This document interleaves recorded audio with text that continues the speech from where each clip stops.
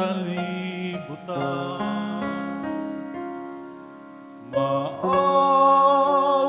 ka, maawa ka sa amin.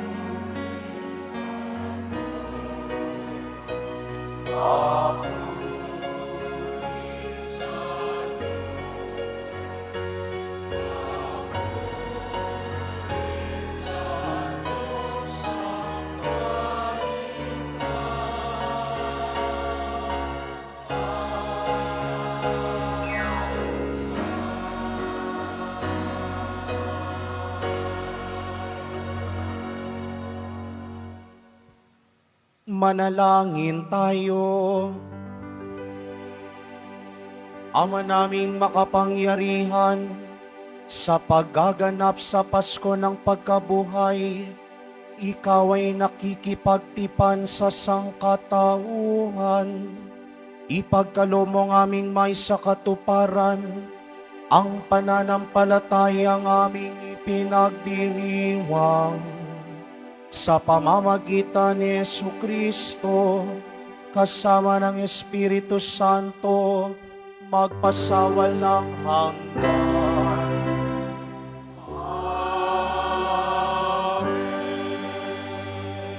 Magsiupo na po ang lahat.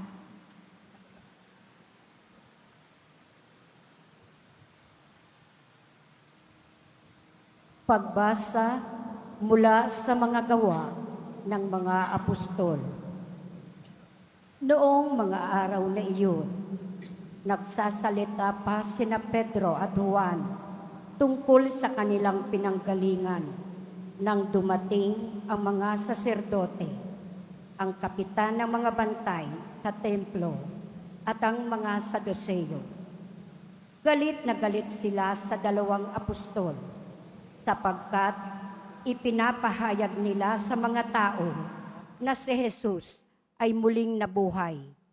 At ito ang katunayan na muling mabubuhay ang mga patay. Kaya't dinakip nila ang dalawa, ngunit ikinulong muna hanggang kinabukasan, sapagkat gabi na noon. Gayunman, marami sa nakarinig ng kanilang pangangaral ang sumampalataya kay Jesus, at umabot sa 5,000 ang bilang ng mga lalaki. Kinabukasan, nagkatipon sa Jerusalem ang mga pinuno, ang matatanda ng bayan at ang mga eskriba. Kasama nila si Anas na pinakapunong saserdote, si Caiphas, si Juan, si Alejandro at ang buong angkan ng pinakapunong saserdote. Pinaharap nila ang mga apostol at tinanong, Sa anong kapangyarihan o kaninong pangalan ninyo ginagawa ang bagay na ito? Sumagot si Pedro, napuspos ng Espiritu Santo. Mga pinuno at matatanda ng bayan, kung sinisiyasat ninyo kami ngayon tungkol sa kabutihang ginawa namin sa lumpong ito at kung paano siya gumaling, talastasin ninyong lahat at ng buong Israel na ang taong ito'y nakatindig sa inyong harapan at lubusang gumaling dahil sa kapangyarihan ng pangalan ni Jesucristong taga Nazaret. Siya'y inyong ipinako sa krus, ngunit muling binuhay ng Diyos. Ang Diyos na ito, ang batong itinakwil ninyong mga tagapagtayo ng bahay, ang siyang naging batong panulukan. Kay Jesucristo lamang matatagpuan ang kaligtasan, sapagkat sa silong ng langit, ang kanyang pangalan lamang ang ibinigay ng Diyos sa ikaliligtas ng tao.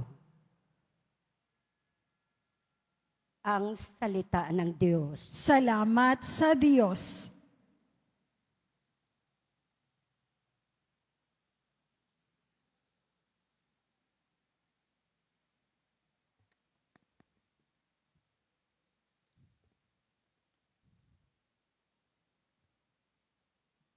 Batong dating tinanggihay, siya pang naging saligan. Batong dating tinanggihay, siya pang naging saligan. O pasalamatan ang Panginoong Diyos, pagkat siya'y mabuti. Ang kanyang pag-ibig ay napakatatag at mananatili. Ang taga-Israel, bayaang sabihit kanilang ihayag. Ang pag-ibig ng Diyos ay hindi kukupas. Lahat ng may takot sa Panginoong Diyos dapat magpahayag. Ang pag-ibig niya'y hindi magwawakas. Batong dating tinanggihay, siya pang naging saligan. Ang batong natakwil ng nangagtayo ng tirahang bagay, sa lahat ng batoy higit na mahusay. Ang lahat ng ito, ang nagpamalas ay ang Panginoong Diyos. Kung iyong mamasdan ay kalugod-lugod o kahanga-hanga, ang araw na itong ang Diyos ang nagbigay. Tayo ay magalak, ating ipagdiwang. Batong dating tinanggihay, siya pang naging saligan. Kami ay iligtas, tubusin mo, poon, kami ay iligtas. Sa pagtagumpayin sa layunit hangad, ang pumaparito sa ngalan ng poon ay pagpapalain. Magmula sa templo, mga pagpapalay kanyang tatanggapin. Ang poon ang Diyos. Batong dating tinanggihay, siya pang naging saligan. Magsitayo na po ang lahat.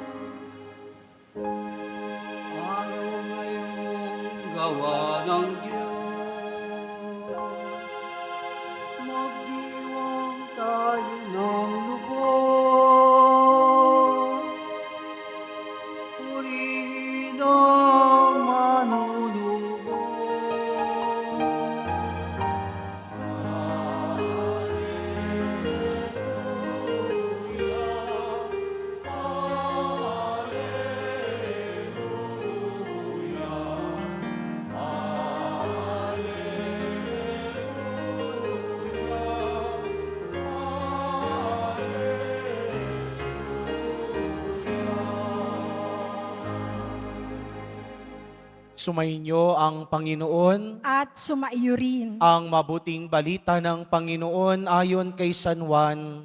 Papuri sa iyo, Panginoon. Noong panahong iyon, muling nagpakita si Jesus sa mga alagad sa tabi ng lawa ng Tiberias. Ganito ang pangyayari. Magkakasama sina Simon Pedro, Tomas na tinaguriang kambal, Natanael na taga-Kana, Galilea, ang mga anak ni Zebedeo at ang dalawang alagad. Sinabi sa kanila ni Simon Pedro, "Mangingisda ako." "Sasama kami," wika nila. Umalis sila at lumulan sa bangka, subalit walang nahuli ng gabing iyon. Nang magbubukang liwayway na, tumayo si Jesus sa pangpang. Subalit, hindi siya nakilala ng mga alagad. Sinabi niya, "Mga anak, mayroon ba kayong huli?" "Wala po," tugon nila. "Ihulog ninyo ang lambat sa gawing kanan ng bangka at makahuhuli kayo," sabi ni Jesus. Inihulog nga nila ang lambat at hindi nila ito mahila sa dami ng huli. Sinabi kay Pedro ng alagad na minamahal ni Jesus, "Ang Panginoon iyon." Nang marinig ito ni Simon Pedro, siya'y nagsuot ng damit sapagkat hubad siya at tumalon sa tubig. Ang kasama niyang mga alagad ay sumapit sa pangpang, sakay ng munting bangka, hila-hila ang lambat na puno ng isda. Hindi sila gaanong kalayuan sa pangpang, mga 70 metro lamang. Pag-ahon nila sa pangpang ay nakakita sila roon ng mga baga na may isdang nakaihaw at ilang tinapay. "Magdala kayo rito ng ilang isdang nahuli ninyo," sabi ni Jesus.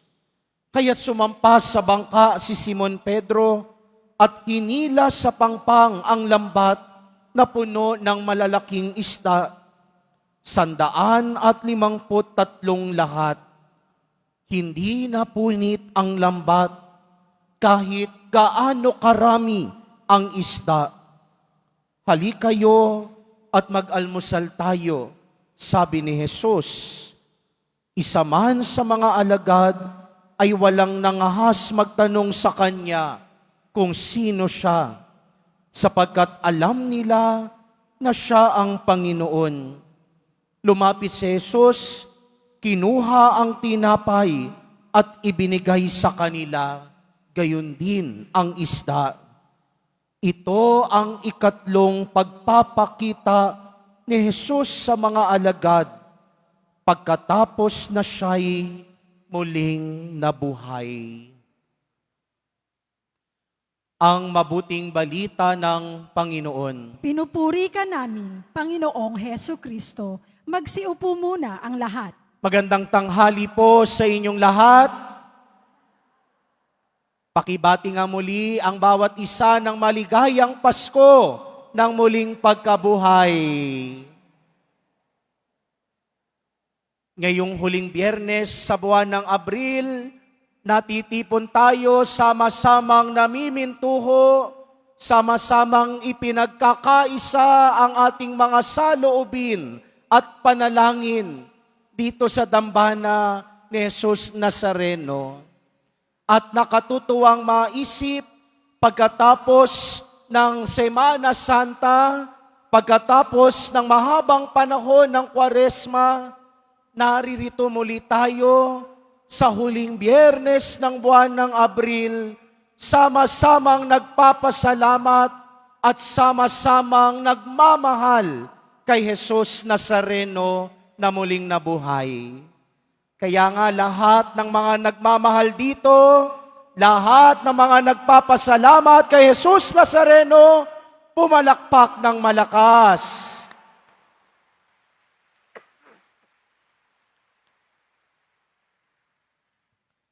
Naalala ko, may isang pari noon sa seminaryo paulit-ulit na sinasabi sa amin ng mga batang seminarista kami. Sabi niya, kapag nawawala ka na daw sa landas, kapag hindi mo na daw alam kung ano pa ang layunin at pangarap mo sa buhay, kapag nanlalamig ka na daw sa pagmamahal at pagsunod kay Jesus Nazareno, sabi niya, go back to the basics. Bumalik ka muli sa simula. Alalahanin at gunitain mo kung paano mo ba nakilala at minahal si Jesus. Go back to the basics. Go back to the very first sin where you have found in love with the Lord. Sa Ebanghelyo, narinig natin, naroroon muli ang mga alagad sa lawa ng Tiberias. Saan ba matatagpuan ang lawa ng Tiberias? Sa Galilea, kung saan sila unang kinatagpo ng Panginoon. Sa lawang ring yaon, una silang tinawag ng Panginoon para maging alagad. Narinig natin sa Ebanghelyo, sabi ni Simon Pedro, mangingisda ako. Anong ibig sabihin nun? Alam nating balisang-balisa ang mga alagad. Alam nating hindi pa makamove on ang mga alagad pagkatapos ng mga nangyari sa Jerusalem.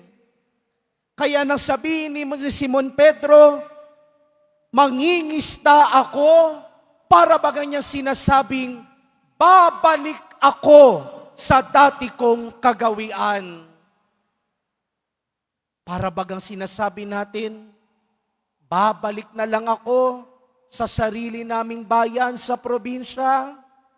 Babalikan ko na lang kung saan ako nagsimula. Dahil hindi ko na alam kung ano pa ang pangarap ko sa buhay. At sa pagbabalik nilang yaon, hindi na lamang sila babalik sa dati nilang gawi bilang mangingisda. Pero sa pagbabalik bayan nila, merong pagpapanibagong mangyayari. Dahil doon sa pagbabalik nila sa lawa ng Tiberias, sa lawa at lugar na una nilang natagpuan at nakilala si Jesus.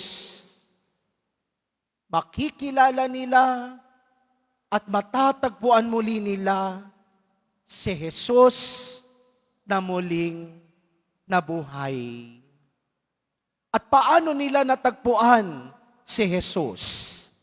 Sabi sa Ebanghelyo, doon sa pangpang, merong nagbabagang apoy. At anong meron kapag merong nagbabagang apoy? Merong nag-iihaw. Anong iniihaw? Isda at kapirasong tinapay din ang naroroon. Sa kalayuan, tinawag sila ni Jesus, halik kayo, mag-almusal tayo. Bakit sa pagsasalo-salo sa hapagkainan, muling tinawag sila ni Jesus? Napansin niyo ba nitong mga nagdaang araw sa Ebanghelyo? Sa isang pagsasalo-salo sa hapagkainan, nagpakita si Jesus na muling nabuhay. Sa dalawang alagad, sa pagpipiraso-piraso ng tinapay, nagpakita si Jesus. Kahapon, sa pagtitipon ng mga alagad, nagpakita si Jesus. Sumayin niyo ang kapayapaan. At ngayon, sa hapagkainan, nagpakita muli si Jesus na muling nabuhay. Inalok pa sila, mag-almusal tayo. Bakit kaya sa hapagkainan? Siguro ang hilig kumain ni Jesus. Siguro ang hilig magyaya, magkape. Tara, inom tayo. Tara, kape tayo. Pero alam nyo, sa mga Hudyo, merong malalim na dahilan kapag ang isang tao ay nagyayayang kumain. It is a table fellowship. A fellowship not just about meals, but a fellowship of life. Naalala nyo, ng mga bata tayo, kapag sapit na ng 6:00 ng gabi, dapat lahat nasa bahay na. Dahil pagkatapos ng orasyon, pagkatapos ng Angelus, sabay-sabay kakain. Walang mauuna, bawal ang malate. Ang nalate, yari sa nanay. Diba nung bata tayo, sabay-sabay tayo lahat kumakain sa hapag. Sa tanghalian, sa hapunan, dapat sabay-sabay. Bakit kaya? Siguro, naisip ng mga magulang natin, dahil darating ang panahon, darating ang araw, na mag-isa na lang silang kakain. Darating ang panahon, darating ang araw, na kanya-kanya kayo. Mag-isa kayong malungkot na kakain sa hapag. Noon, masaya na tayong pinagkakasya natin ng isang dilatang sardinas para sa 5 tao. Noon, masaya na tayo kahit simple lang ang ulam. Isang putahe, isang gulay, sapat na. Minsan, ang sinabawang noodles, nakakain, 5 tao na. Pero ngayon, onting hirap lang, reklamo na kaagad. Gusto lagi, maraming nakahain sa hapag. Pero noon, dilatang sardinas, sinabawang noodles, masaya na tayo. Bakit tayo nagiging masaya? Dahil ba sa pagkain? Hindi. Masaya tayo dahil sama-sama tayong kumakain. Because table fellowship is not just about meals. But table fellowship is a fellowship of one's life. Kaya pala nung huling hapunan, sabi ni Jesus sa mga alagad, mag-ibigan kayo, magmahalan kayo. Dahil batid ni Jesus na dadating ang araw at panahon, magkakanya-kanya kayo, iiwanan niyo siya. Pero kahit na ganoon, pinanumbalik sila ni Jesus sa bisig niya sa pamamagitan ng pagsasalo-salo sa hapag. Kaya nang sinabi ni Jesus, tara, mag-almusal tayo. Hindi niya lang ibig pakainin ang mga nagugutom na mga mangingisdang mga alagad. Pero batid ni Jesus na malalim ang kanilang pinagdadaanan. At nais ni Jesus muling pagkaisahin ang puso niya at ang puso ng mga alagad. Table fellowship is not just about the food that we share, but table fellowship is a fellowship of one's heart, one's mind, and one's soul. Yun din marahil ang dahilan bakit tinatag ni Jesus ang pagdiriwang ng Eukaristiya. Yun din siguro ang malalim na saysay. Bakit linggo-linggo? Bakit biyernes-biyernes? Bakit araw-araw? Merong pagdiriwang ng banal na misa. Dahil sa banal na misa, sa banal na Eucharistia, sa sakramento dito na nangyayari sa altar. Nangyayari lagi, hindi lamang ang pagsasalo-salo natin, pero nangyayari lagi ang pakikiisa ng loob natin sa kalooban ni Jesus. Kaya nga hindi pwedeng matatapos ang banal na misa. Hindi pwedeng uuwi tayo nang wala tayong baon. Bagkus sa bawat pagtatapos ng banal na misa, sa bawat paglabas natin sa dambana ni Jesus, Nazareno dito sa Quiapo, hindi pwedeng hindi tayo lumabas ng pinupuno ni Jesus ng kanyang pagmamahal at naglulumabis na ligaya at biyaya. Dahil yun lagi ang biyaya ng sakramento ng Eucharistia. Pinupuno lagi ang kakulangan natin. Pinupunan ni Jesus ng kasiyahan ang malulungkot nating buhay. At pinupuno lagi ng pagmamahal ni Jesus ang buhay nating minsang wala ng direksyon.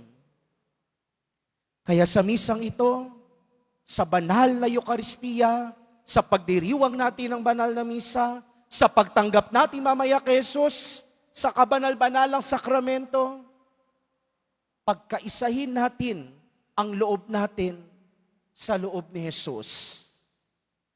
Dahil walang ibang hinangad ang Panginoong Jesus Nazareno, kundi ang maging maligaya tayo sa piling at sa bisig niya. Magsitayo na po ang lahat.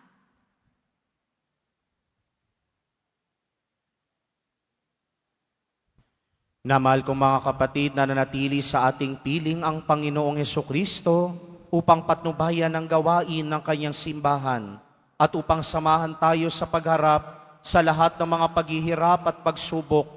Tumawag tayo sa Kanya ng may ganap na tiwala at sabihin natin, Panginoong muling nabuhay, pagpanibaguhin mo ang aming pananampalataya. Panginoong muling nabuhay, pagpanibaguhin mo ang aming pananampalataya. Ang buong simbahan naway pagpanibaguhin ng biyaya ng Pasko ng muling pagkabuhay. Manalangin tayo. Panginoong muling nabuhay, pagpanibaguhin mo ang aming pananampalataya. Sa lahat ng tao sa mundo, naway maibigay ang kapayapaang ibinigay ng Panginoong muling nabuhay sa kanyang mga apostol. Manalangin tayo. Panginoong muling nabuhay, pagpanibaguhin mo ang aming pananampalataya. Ang mga nangangailangan, naway tulungan natin at bigyan sila na makapapawi ng pagkakagutom ng kanilang katawan at kaluluwa. Manalangin tayo. Panginoong muling nabuhay, pagpanibaguhin mo ang aming pananampalataya. Ang mga may sakit at may karamdaman, naway makatanggap ng ginhawa at pag-asa mula sa mga tumutulong sa kanila. Manalangin tayo. Panginoong muling nabuhay, pagpanibaguhin mo ang aming pananampalataya. Ang ating namayapang Santo Papa Francisco, naway makantan ang walang hanggang kaligtasan at at tumanggap ng makalangit na gantimpala. Manalangin tayo. Panginoong muling nabuhay, pagpanibaguhin mo ang aming pananampalataya. Diyos na aming Ama, ibinalik mo kami sa iyo sa pamamagitan ng muling pagkabuhay ng iyong anak. Dinggin mo ang aming mga panalangin at palakasin mo kami sa pagpapatotoo sa aming pananampalataya sa muling pagkabuhay. Iniling namin ito sa pamamagitan ni Kristo na aming Panginoon. Amen. Magsiupo muna ang lahat.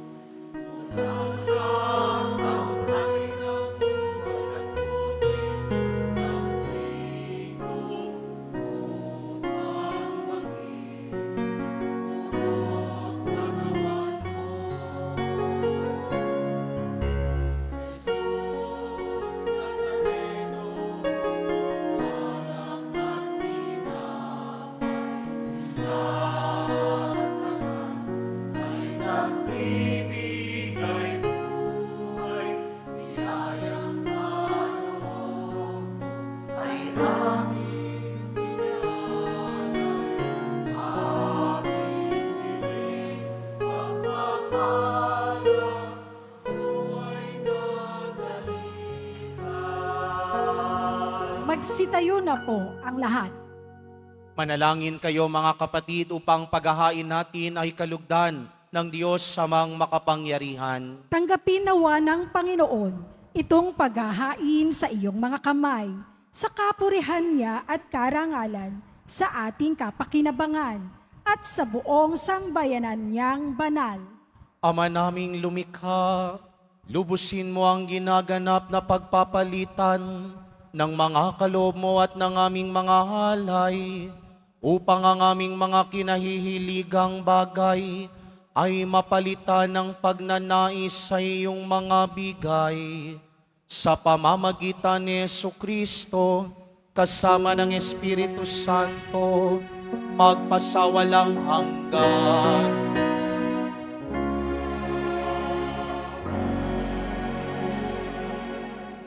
Sumainyo ang Panginoon. At sumaiyo rin. Itaas sa Diyos ang inyong puso at diwa. Itinaas na namin sa Panginoon. Pasalamatan natin ang Panginoong ating Diyos.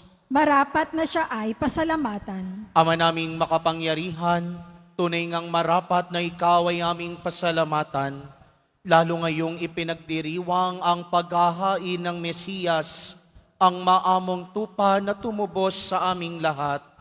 Ang iyong anak na minamahal ay naghain ng sarili niyang buhay. Siya ang tupang maamong umako sa kaparusahan upang mapatawad ang kasalanan ng sanlibutan. Sa pagkamatay niya sa banal na krus, ang kamatayan namin ay kanyang nilupig. Sa pagkabuhay niya bilang manunubos, pag-asa at pagkabuhay ay aming nakamit. Kaya kaisa ng mga anghel na nagsisiawit ng papuri sa iyo nang walang humpay sa kalangitan, kami nagbubunyi sa iyong kadakilaan.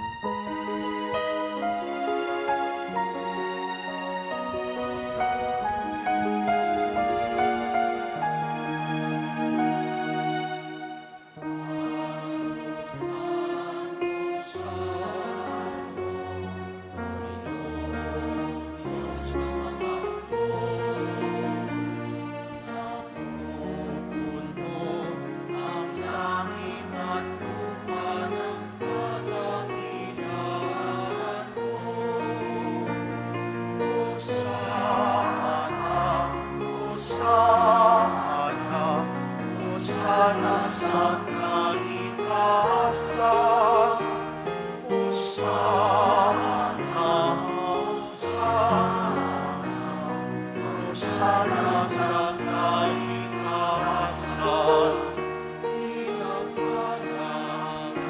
narito, sa ngalan ng Panginoon, Sana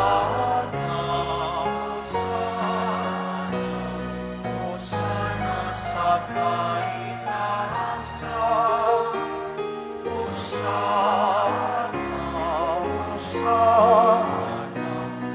Sana sa kaitaasan. Magsiluhod po ang lahat.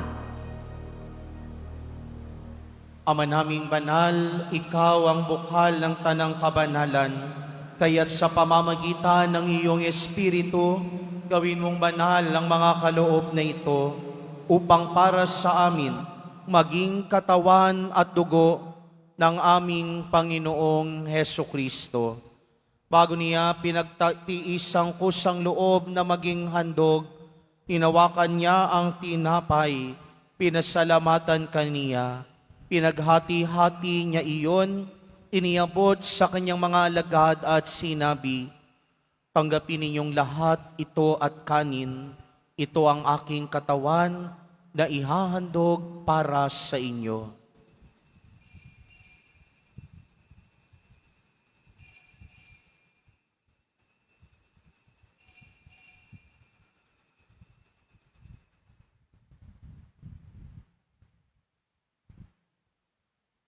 Gayun din naman nung matapos ang hapunan, hinawakan niya ang kalis, uli kanyang pinasalamatan, iniabot niya ang kalis sa kanyang mga alagad at sinabi, "Tanggapin ninyong lahat ito at inumin. Ito ang kalis ng aking dugo, ng bago at walang hanggang tipan. Ang aking dugo na ibubuhos para sa inyo at para sa lahat, sa ikapagpapatawad ng mga kasalanan. Gawin ninyo ito sa pag-alala sa akin."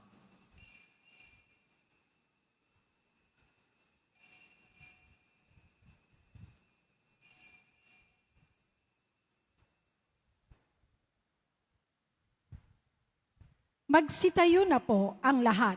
Ipagbunyi natin ang misteryo ng pananampalataya. Si Kristo'y namatay, si Kristo'y nabuhay, si Kristo'y babalik sa wakas ng panahon. Ama, ginagawa namin ngayon ang pag-alala sa pagkamatay at muling pagkabuhay ng iyong anak, kaya't iniaalay namin sa iyo ang tinapay na nagbibigay buhay at ang kalis na nagkakaloob ng kaligtasan. Kami nagpapasalamat dahil kami iyong minarapat na tumayo sa harap mo para maglingkod sa iyo. Isinasamo namin kaming magsasalo-salo sa katawan at dugo ni Kristo ay mabuklod sa pagkakaisa sa pamamagitan ng Espiritu Santo. Ama, lingapin mo ang iyong simbahang laganap sa buong daigdig. Puspusin mo kami sa pag-ibig, kaisa ni Jose na aming obispo at ng tanang kaparian. Alalahanin mo si Francisco na tinawag mo mula sa daigdig na ito. Nung siya'y binyagan, siya'y nakaisa ni Kristo sa pagkamatay. Ngayong siya'y pumanaw, naway makaisa siya ni Kristo sa pagkabuhay.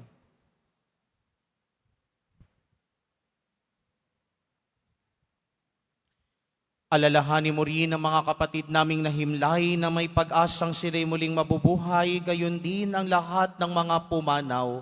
Kawaan mo sila at patuloyin sa iyong kaliwanagan.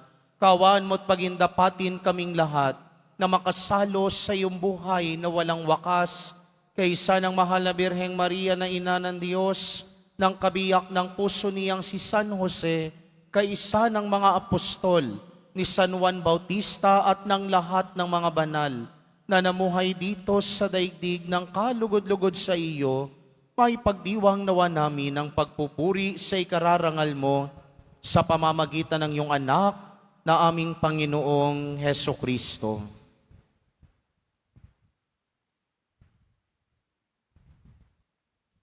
Sa pamamagitan ni Kristo, kasama niya at sa Kanya, ang lahat ng parangal at papuri ay sa iyo, Diyos Amang makapangyarihan, kasama ng Espiritu Santo, magpasawalang hanggan.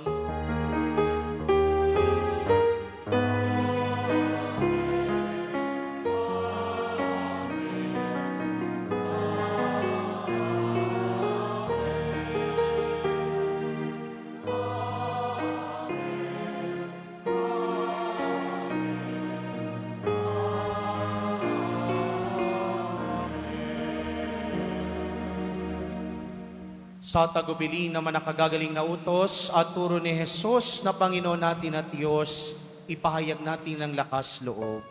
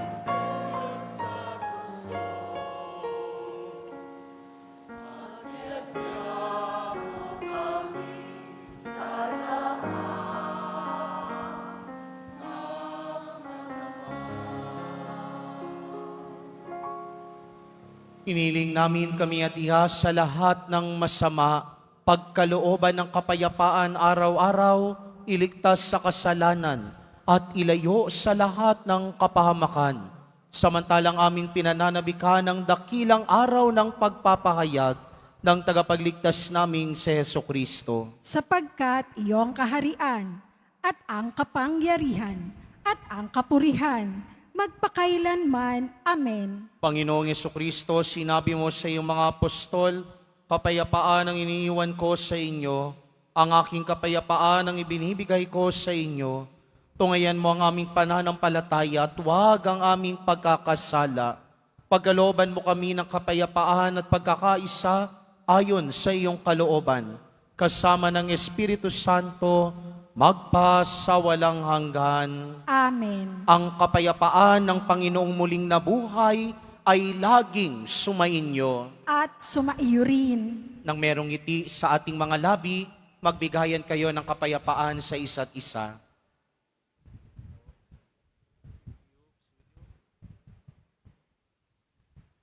Kordero ng Diyos na nag-aalis ng mga kasalanan ng sanlibutan, maawa ka sa amin. Kordero ng Diyos na nag-aalis ng mga kasalanan ng sanlibutan, maawa ka sa amin. Kordero ng Diyos na nag-aalis ng mga kasalanan ng sanlibutan, ipagkaloob mo sa amin ang kapayapaan. Magsiluhod po ang lahat.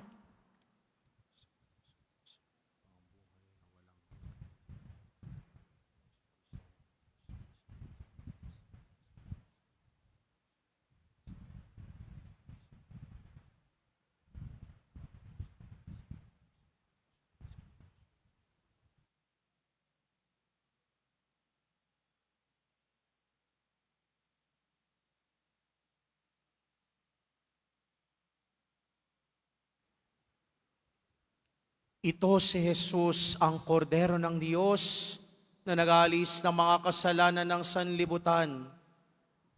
Mapapalad ang mga inaanyayahan sa kanyang piging. Panginoon, hindi ako karapat-dapat na magpatuloy sa iyo, ngunit sa isang salita mo lamang ay gagaling na ako.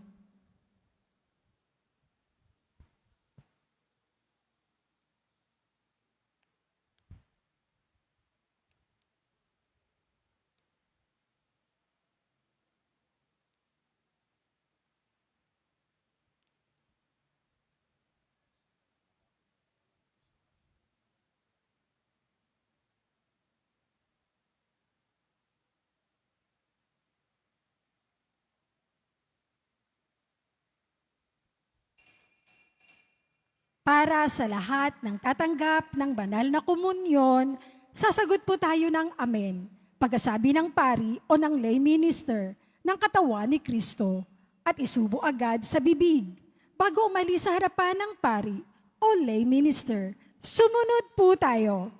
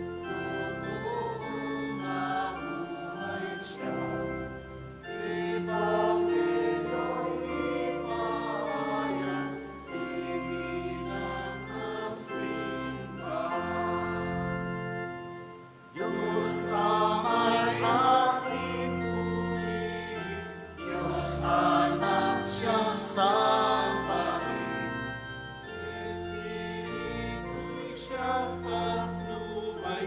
Salamat sa sapat mo. Aming Diyos ay siyang umiibig. Buong ating pinigan.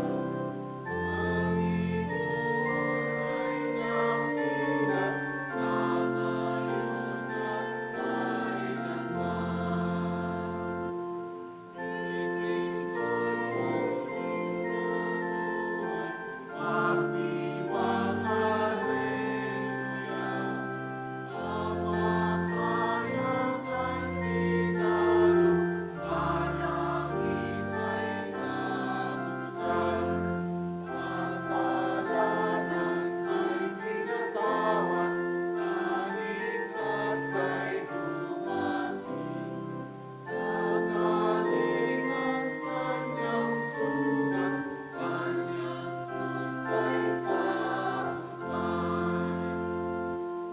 Magalak ka, O Maria, nabuhay ang iyong anak.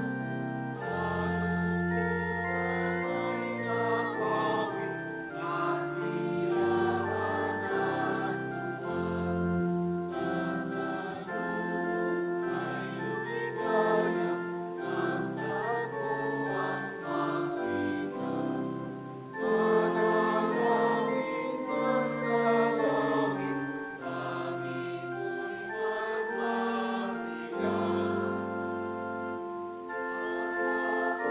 Ay pinatulog sa pinto ng libingan.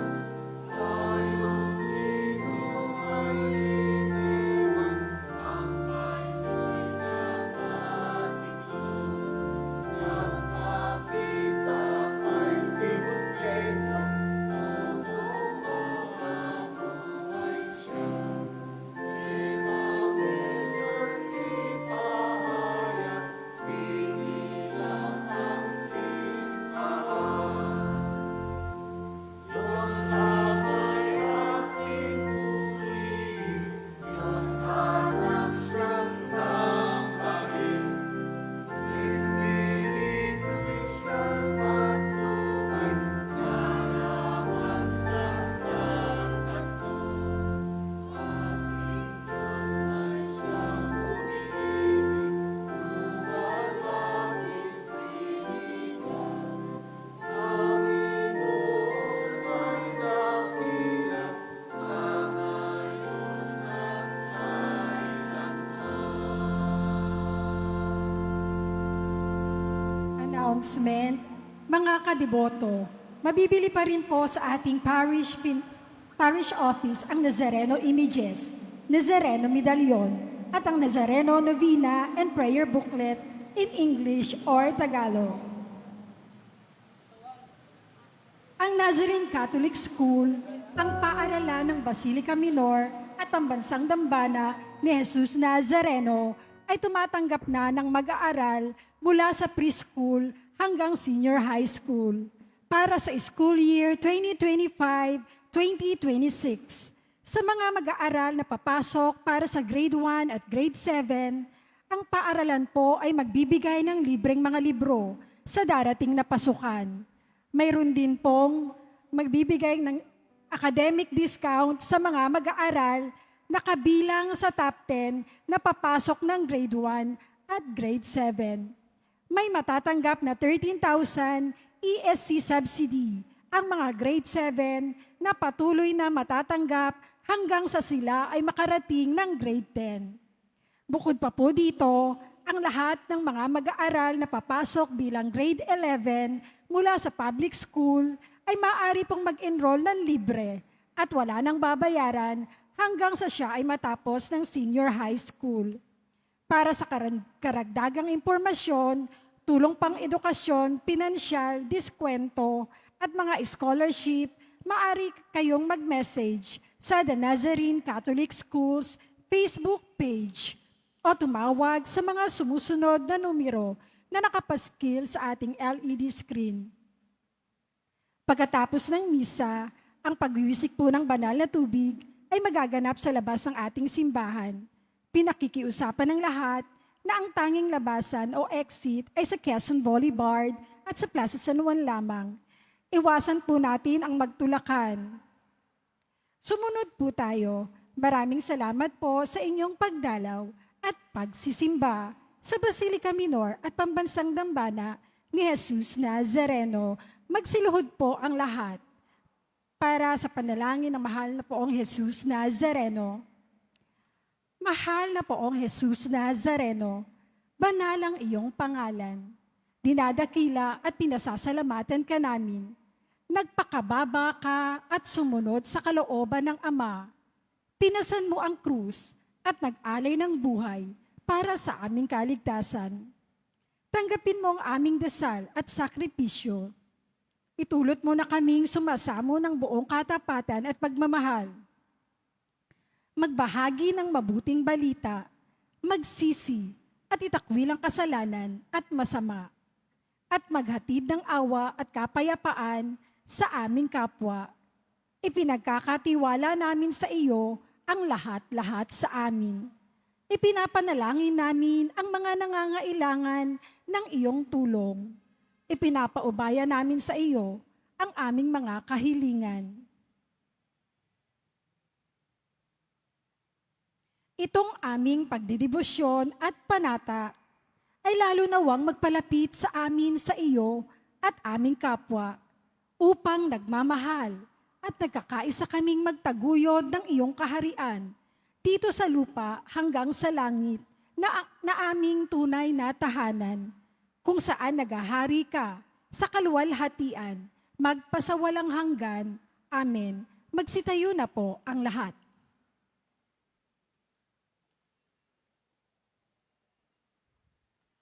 Manalangin tayo. Ama naming mapagmahal, ipagpatuloy mo ang iyong matapat na pagsubaybay sa iyong mga dinudulutan ng kaligtasan upang ang mga ipinagpakasakit na sagipin ng iyong anak ay makinabang sa pagkabuhay niyang nagbibigay galak. Sa pamamagitan ni Jesucristo, kasama ng Espiritu Santo, magpasawalang hanggan.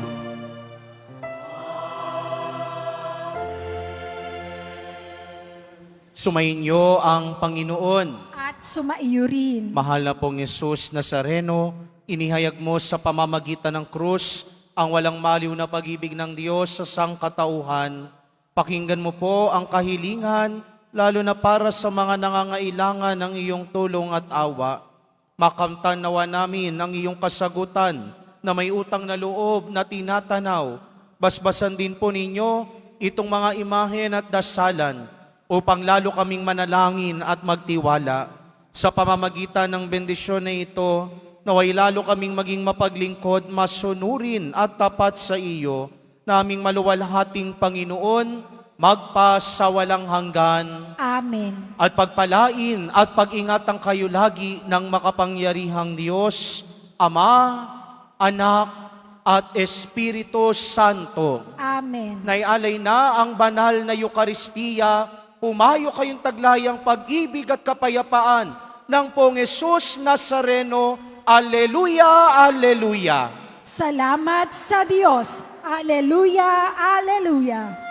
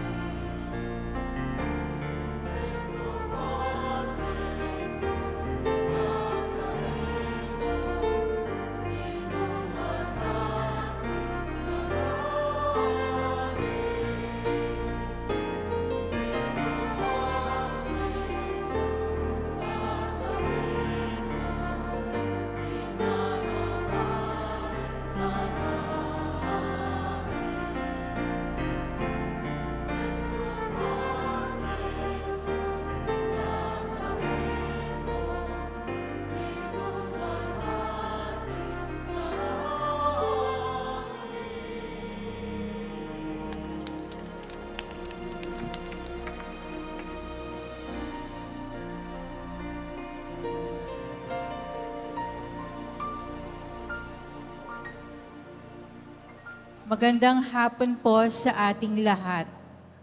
Inaanyayahan namin kayo na makiisa sa pagdarasal ng nobina